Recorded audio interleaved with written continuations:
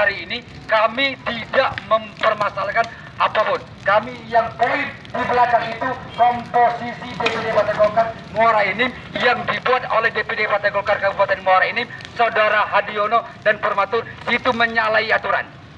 Jadi untuk komposisi kepengurusan khususnya sekretaris Partai Golkar harus kader murni. Harus kader murni yang sudah teruji. Sekarang yang kami sesalkan bahwa komposisi ini dijabat oleh orang-orang yang pindahan dari Partai Perindo. Yang baru 2 tahun menjadi Partai Perindo masuk ke Golkar. Kami menolak itu. Tidak ada yang tolak sama sekali kecuali komposisi yang ada di Partai Golkar Kabupaten Muara ini belum pernah mendapatkan diklat.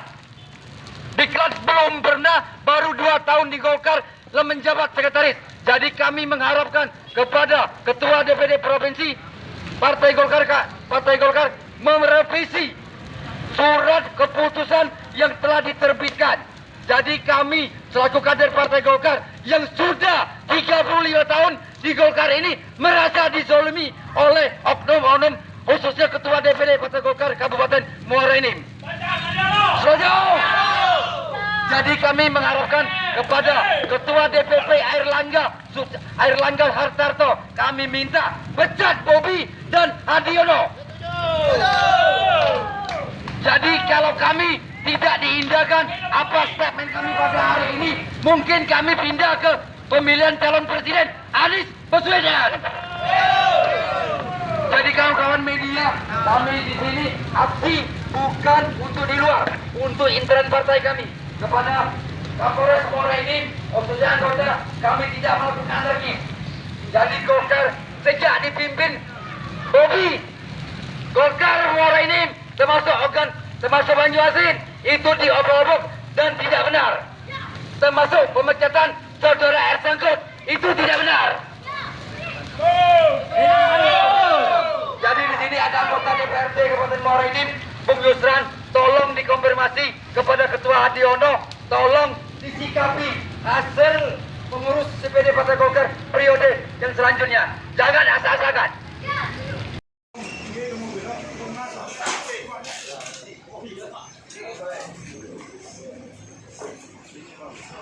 Ayo Yusran ini pasang.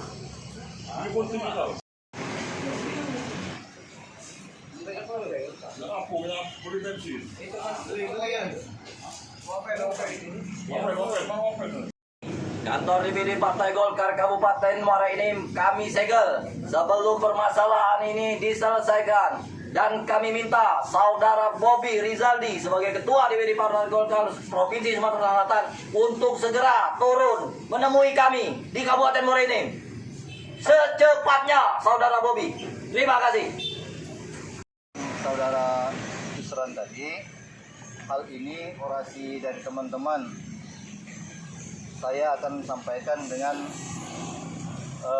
Ketua terpilih Bapak Hadiono. Akan saya sampaikan